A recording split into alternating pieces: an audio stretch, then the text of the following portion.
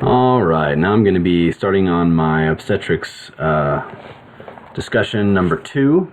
So we've just talked about kind of what happens in the GI tract during pregnancy. Now we're going to be talking about factors that can cross the placenta. So as you probably already understand, the baby is in here. Inside the placenta, has this little umbilical cord that goes up, not inside the placenta, inside the uterus. Umbilical cord goes up, attaches to the structure called the placenta. And the placenta is a place where the mother's blood and the baby's blood are able to undergo some oxygen exchange. So oxygen is able to travel from the mother's blood over to the baby's blood, and the baby is able to get oxygenated blood. So the mother's blood is not supposed to pass this placenta, but there are some things that can pass. So what can pass? Only really tiny things can pass. So let's talk about some of these tiny things. So one of the main ones that we understand passes is something called IgG. It's immunoglobulin G. It's the monomer, okay? So what these are is tiny little structures that bind onto things that could be harmful or sometimes aren't harmful, and they're like flags that signal the immune system to kill it, okay? And so those can pass through. That's the only kind that can pass through. IgM can't pass through. IgA, nope. IgE, nope. Just IgG. Okay, so what about organisms? What organisms can pass through? I'm going to list off a couple of them here. Actually, more than a couple. I got like 9. So toxoplasmosis can pass through. Rubella can pass through. HIV can pass through. And notice these are viruses. HIV, a lot of these viruses, because why? Viruses are tiny, so tiny things can pass through. CMV, enteroviruses, Treponema pallidum, not all of these are viruses. Treponema pallidum, Listeria monocytogenes, and parvovirus B19. So when in doubt, kind of think, yeah, most of the viruses can get through. And then also Treponema pallidum, Listeria. I believe Listeria was the tiny one as well. Okay, what about drugs that can go through? Well, there's actually a lot of drugs that can go through, but we're not going to talk about them now. We're going to talk about them a little bit later. I'll go ahead and talk about them now. What the heck? Drugs. Where's the list of drugs that can get through?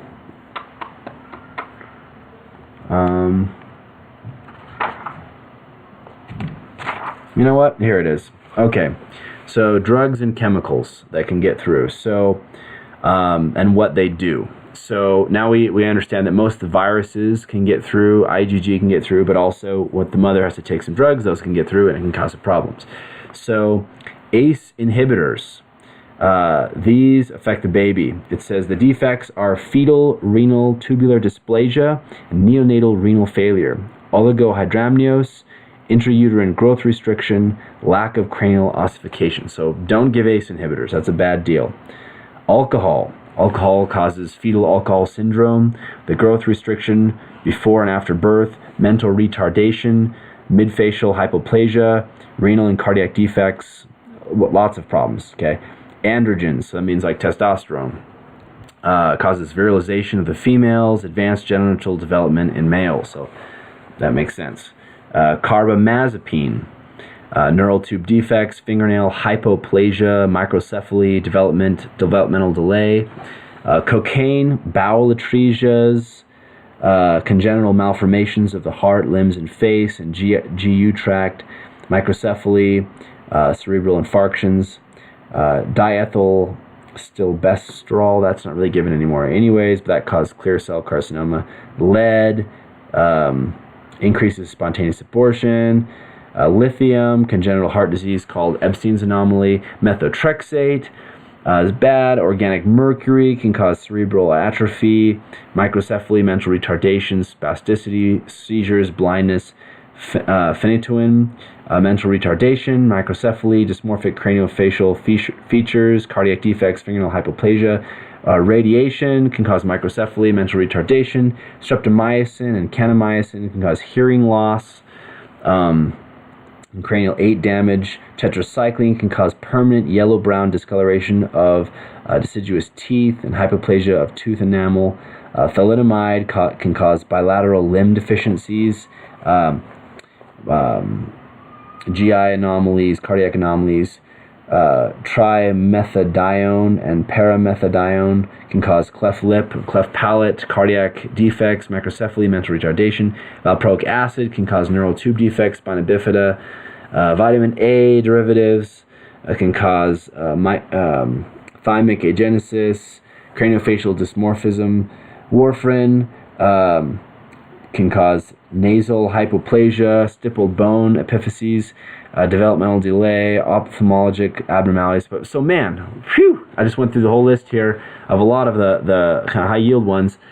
Giving drugs during pregnancy can be dangerous. So you always need to talk to your doctor first before what you're taking and have them check to make sure it's okay. Let's go back to where we were though. So things that can cross the placenta. We already talked about all of them now, I believe, and what they can do. So now let's talk a little bit about prenatal diagnostic testing. So let's go here. All right, prenatal diagnostic testing. So basically, the prenatal visits, they break up like this. So oops, it's gray. I'm going to get black. There we go. So week 0 to 28, they do it every 4 weeks. So every 4 weeks, the mom should come in to have everything checked out. 29 to 35, it's every 2 weeks. And week 36 up until birth, every 1 week. So I'd heard another one where it was like first trimester every 3 weeks, second trimester every 2 weeks, and third trimester every 1 week. But this is what it says in this book, so we're just going to go for it. It's pretty close to this anyways. All right, next one here is the initial visit. So what do you do on the initial visit? Mom comes in for the first time. What are you going to check out on her and why? So first of all, you need to make sure that she's healthy. Okay, so we're going to do some heme tests on mom's first visit. Heme. So what are you going to check with heme? Is like, blood. So we're going to check a complete blood count, CBC. We're going to check for RH factor. Let me explain RH factor really quick. So red blood cell can have either a little marker thingy on it, or it cannot have a little marker thingy on it. Okay, when blood has a little marker thingy on it, they call it RH factor positive, and when it doesn't have a little marker thing on it, they call it RH factor negative. Now, why does this matter? Okay, so you have these cells in your body called white blood cells, and they're constantly traveling through your bloodstream, and they're trying to identify what is you and what is not you. And if there's anything that's not you, they say, this is not me. This might be dangerous. Let's kill it. Okay, so if they go through, let's say you are RH factor positive, you have this little squiggly thing on there, little purple thing. It doesn't really look like that. It's just representing it. Then your blood cells will go along and they'll say, this blood has a little squiggly thing on it, must be me. And then if they see some blood that doesn't have it on it, they're like, well, it's fine, doesn't have a weird thing on it, whatever, it's okay. But let's turn the situation around. Okay, I should have given that first 1 second. But anyway, so let's say you are this person here. You are RH factor negative, okay? And your blood says, hey, your white blood cells come along and say, hey, blood is not supposed to have any squiggle things on it. And this is normal with no blood squiggle things. And then a red blood cell comes along that has a little squiggle thing, an RH factor on it. It's going to look at it and it's going to be like, what the heck is this? This is not me. Let's kill it. So it kills it. So then it makes all these antibodies that are specifically designed. Remember the IgG I said a minute ago can pass through the bloodstream. It'll make IgG that are specifically designed to bind onto the RH factor. What do we learn about IgG? IgG can pass through the placenta. So then, let's say the mother was Rh negative, the baby's Rh positive. Then these little IgGs will pass through the bloodstream, go into the baby, and bind to all the baby's blood. And what will it do then? It will kill it, and that will be very bad for the baby, and the baby may die.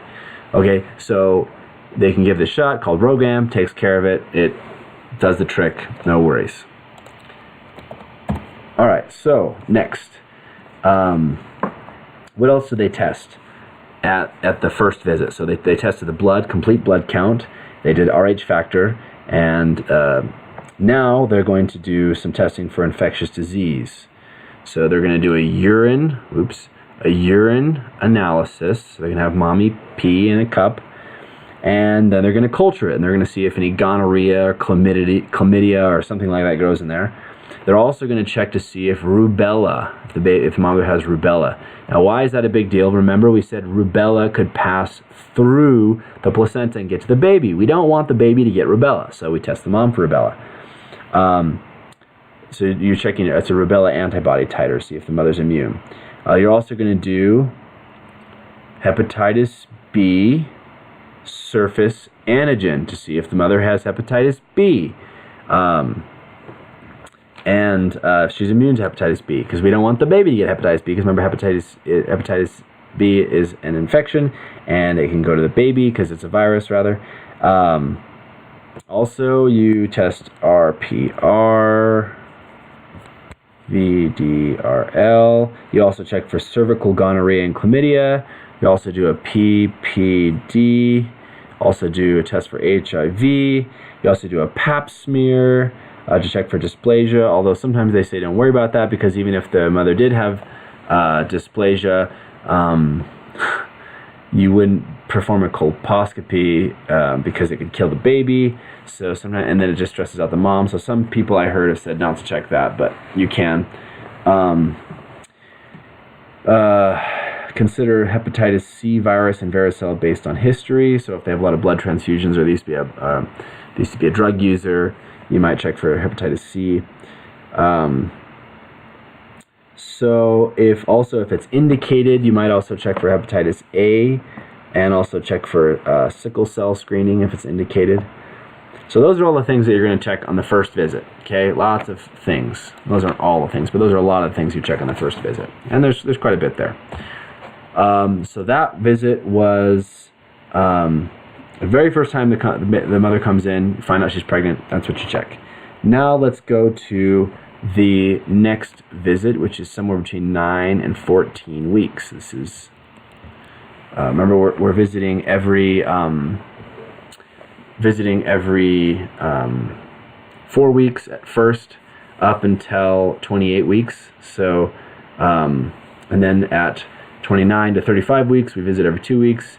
So you probably found out you were pregnant, after several weeks. I don't think the beta HCG shows up till like 5-6 weeks, at least, So maybe it was 7. I gotta look that up. Anyway, so this is pretty much, just the next visit you have. So what are you going to do on this visit? You are going to offer a PAPPA, positive nuchal transparency, plus a free beta HCG, plus or minus chorionic villus sampling. Now, you're probably not going to do the chorionic villus sampling because it increases the risk of other complications, and usually mothers don't need it. But you're checking nuchal transparency, make sure that there isn't some sort of birth defect in the baby. And you're checking the beta HCG levels to see if they're increasing and if they're high enough level for where the baby's supposed to be, to make sure that everything's running smoothly. All right, so that was 9 to 15 weeks. Now we're going, or 9 to 14, now we're going 15 to 22 weeks. What are we doing now? Well, this is actually overlapping the period of the ultrasound. Okay, so you can do an ultrasound at 20 weeks, so this overlaps that a little bit. But this one they say is offer maternal serum alpha-fetoprotein or quad screen. And so basically with these quad screens, I have listed here kind of what happens. So the quad screen checks alpha-fetoprotein, HCG, estriol, and inhibin A.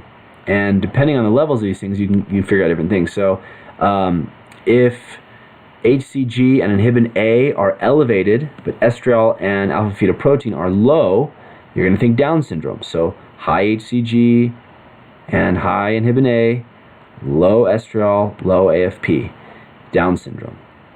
But if AFP and estriol and HCG are all low, but inhibin A is normal, then we're thinking trisomy 18. This Down syndrome is trisomy 21, but these are thinking trisomy 18, which is the same thing as Edwards syndrome.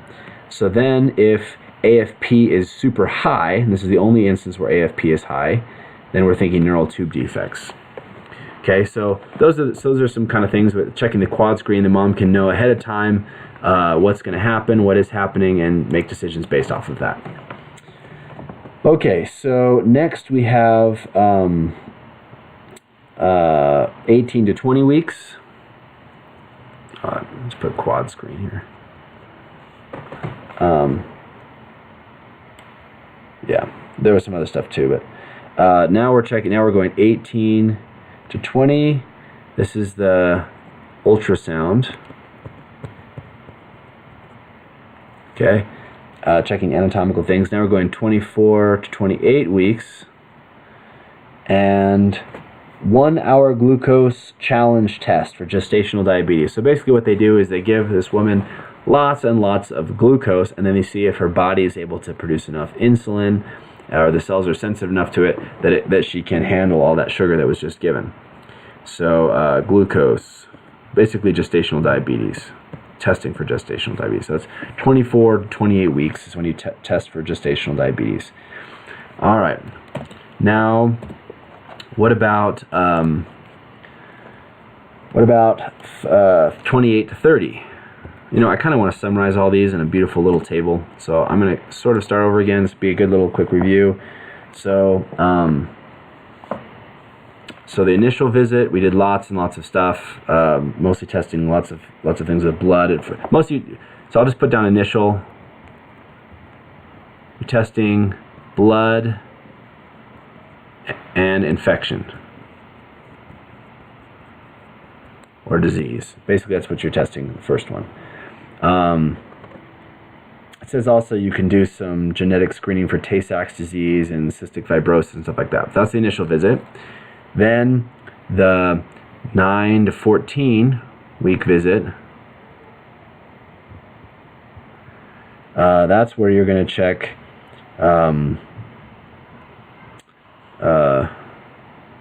HCG. You could check for nuchal, or you could do the chorionic veinous sampling, but I wouldn't recommend that in most people. CVS. Now you're going 15 to 20, 15 to 22. This is where you've got basically the quad screen. And remember the different results.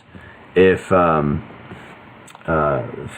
3 are high and alpha-fetoprotein is low, we're looking at trisomy 21 or Down syndrome. I guess I'll just pull it up here. Excuse me, no, it's low. Yeah, let me read it. I was already screwed up. So HCG inhibin A elevated, estriol and AFP low. So H and A, inhibin A elevated, HCG. Boy, I'm having a hard time wording that. The Down syndrome. Next, if AFP, estriol, and HCG are low, those 3 are low, and inhibin A is normal, then we're looking at trisomy 18. And if AFP is really high, then we're looking at neural tube defects. I think it'd be good to just associate high AFP with neural tube defects, and then associate low inhibin A with, or excuse me,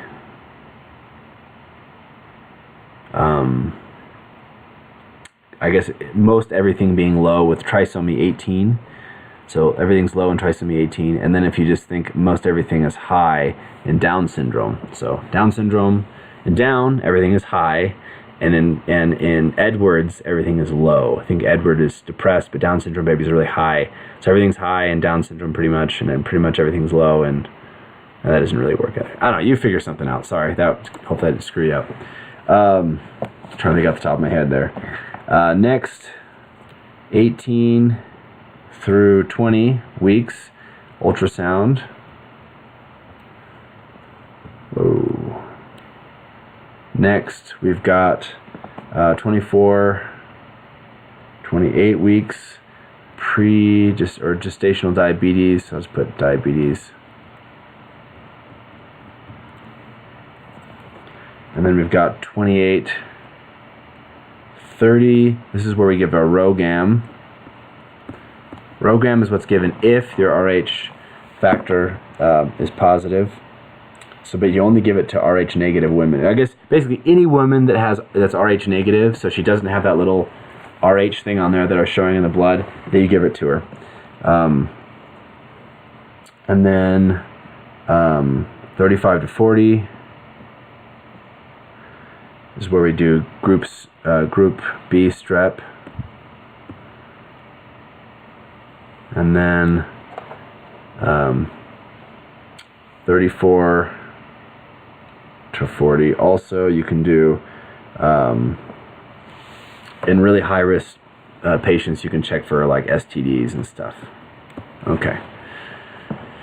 All right. Hopefully that was helpful. Kind of what to do.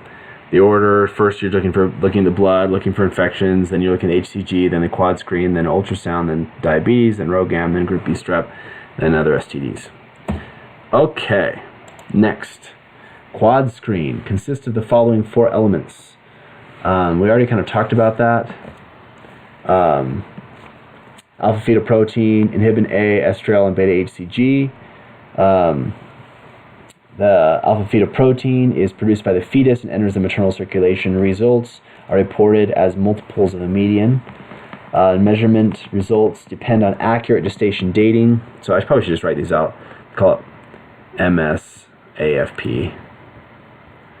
Then you've got inhibin A.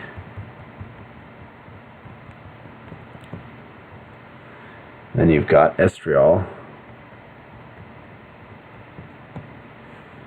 Then you've got beta HCG.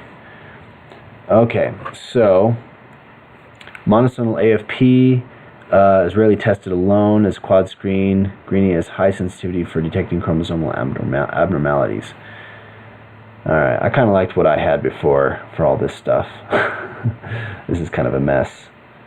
But anyway, those are the 3 things you test in a quad screen. You just go by what I said before.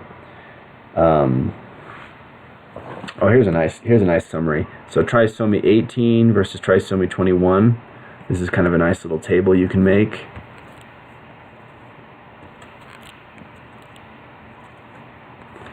So trisomy 18, low, low, low, low. So they're all low in trisomy 18, but trisomy 21,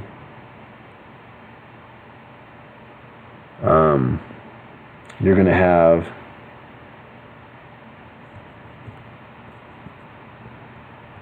inhibin A and beta HCG are going to be high. So half of them are high in 21, trisomy 18, all of them are low, which kind of makes sense because you've got a certain level of where these things are supposed to be. If they're low, it means something's not sufficient. Trisomy 18 is much more serious than trisomy 21, and so you expect everything to be low, whereas in trisomy 21, only 2 of them are low. I think we talked about enough of that stuff. Amniocentesis. If in women who will be greater than 35 years of age at the time of delivery, you might consider this. Why? Because after age 35, a lot of these problems are way, way more common. Okay. I think I'm not worried about that. Well, we're really getting through a lot of stuff here. I might actually just quit this video now. Well, I'll keep going. What the heck.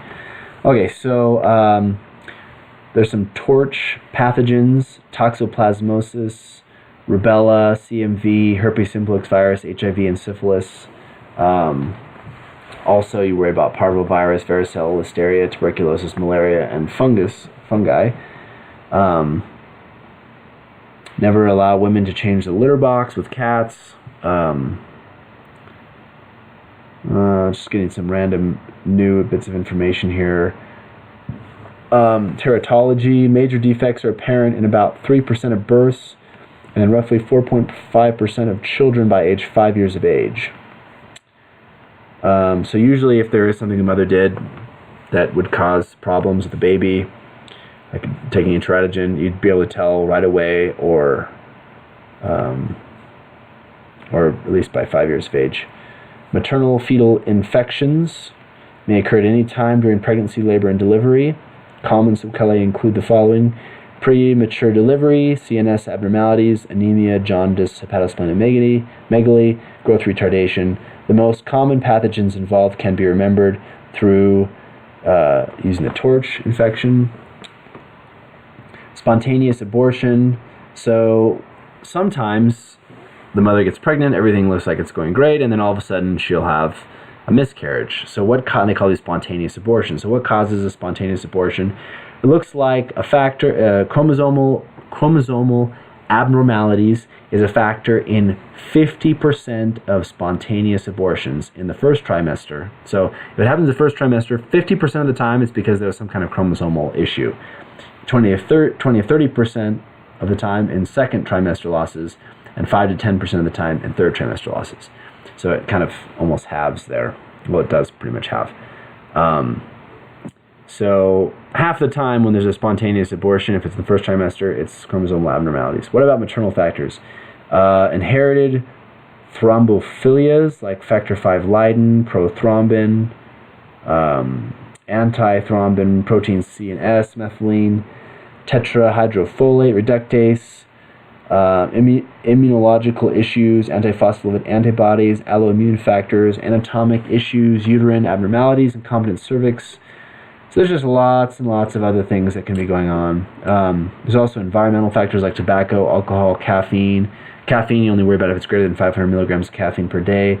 Toxins, drugs, radiation. Fetal factors is going to be anatomic malformation. So there's like all kinds of problems that can go on here. But half the time, it's going to be from chromosomal abnormalities. How would you diagnose a spontaneous abortion? Well, first of all, you'd look at the beta HCG and you'd see, whoa, it's not where it needs to be, or it's decreased from 48 hours ago. It's not doubling every hour. This is in the first trimester. Or you can look at the ultrasound and you can see the gestational sac is only like 5 to 6 weeks from the last menstrual period, where maybe it should be further along. Or you can see the fetal pole at 6 weeks. So you should be at 5 to 6 weeks, you should be able to see the gestational sac. At 6 weeks, you should be able to see the fetal pole. At 6 to 7 weeks, you should be able to see fetal cardiac activity. So if at 6 to 7 weeks you can't see the heart moving at all, then you'd say you could diagnose a miscarriage there.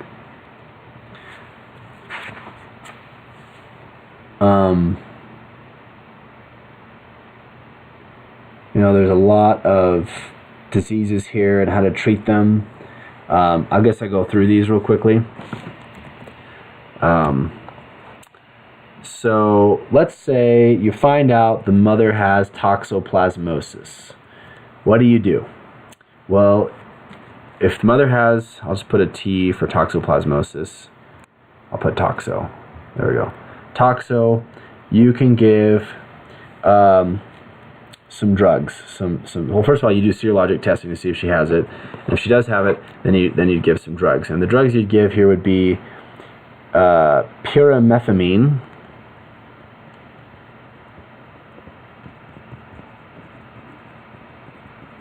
plus sulfadiazine. Okay, so toxoplasmosis, pyrimethamine, and sulfadiazine. Prevention. So toxoplasmosis is like this thing that is a lot of times found in cat poop, and it goes into the mother's skin. It goes into the baby's brain, and it eats holes in the baby's brain. And spiramycin, you can give spiramycin for prophylaxis for the third trimester if you want to. Okay, so what about rubella? So, if you're worried about rubella, this happens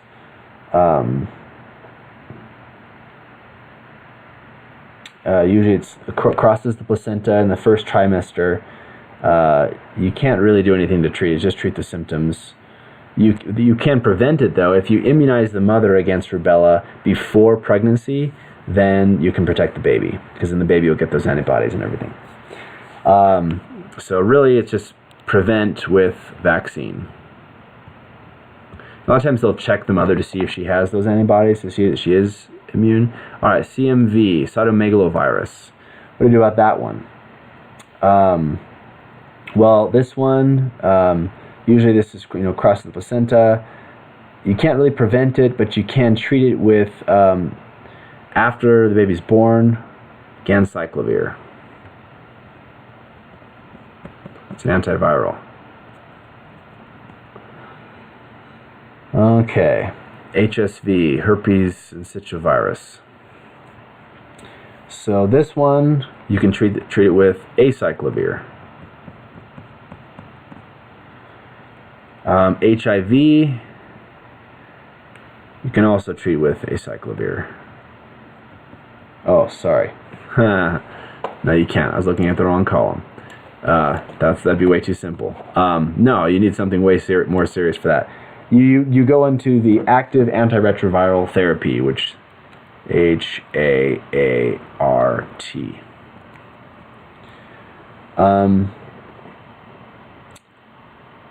And you can test for it with the ELISA or Western blot. Syphilis. Penicillin.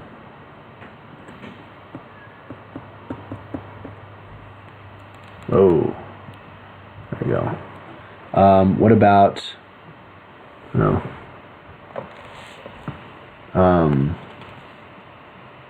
Yeah, I think that's pretty good for those ones. Okay, so I'm going to go ahead and